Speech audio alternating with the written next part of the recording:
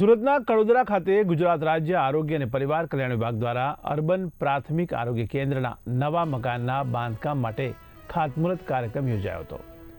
શનિવારે મોડી સાંજે યોજાયેલા કાર્યક્રમમાં જિલ્લા પંચાયત પ્રમુખ ભાવિનીબેન પટેલના હસ્તે ખાતમુહૂર્ત કરવામાં આવ્યું હતું।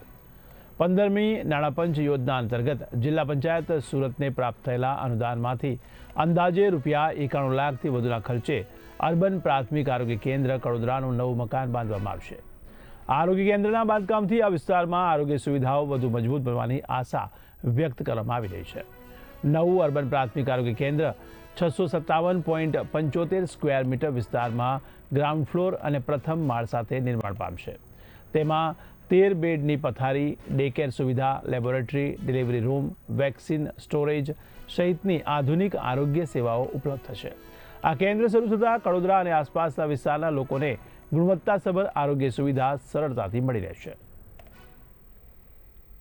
ગુજરાત રાજ્ય આરોગ્ય અને પરિવાર કલ્યાણ વિભાગ દ્વારા મંજૂર થયેલ અર્બન પ્રાથમિક આરોગ્ય કેન્દ્ર કડોદરાનું આજે સુરત જિલ્લા પંચાયતના પ્રમુખ શ્રીમતી ભાવિનીબેન પટેલના હસ્તે પૂજા વિધિ કરી એનું ખાતમુહૂર્ત કરવામાં આવ્યું।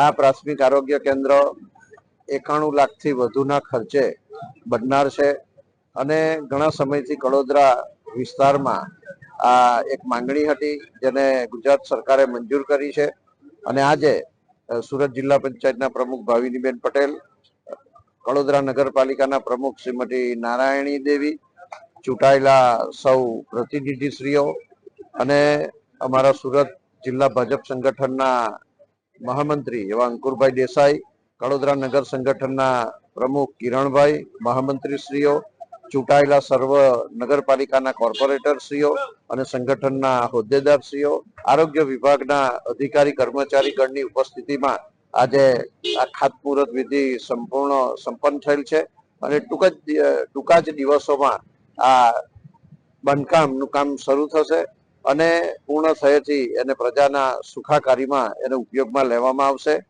ભારતીય જનતા પાર્ટીની આગેવાનીમાં સ્થાનિક સ્વરાજ્ય, રાજ્ય સરકાર, કેન્દ્ર સરકાર એમ પંચાયતથી પાર્લામેન્ટ સુધી જ્યારે ભારતીય જનતા પાર્ટીની આગેવાની વાળું ગુજરાતમાં શાસન ચાલી રહ્યું છે ત્યારે વધુ ને વધુ વિકાસના કામો બારડોલી વિધાનસભા મત વિસ્તારમાં મંજૂર થયા છે અને ખાતમુહૂર્તો પણ થયા છે અને પૂર્ણ થયેલા કામોને પ્રજાના સુખાકારી માટે લોકાર્પણ પણ તબક્કાવાર રીતે કરવામાં આવી રહ્યા છે।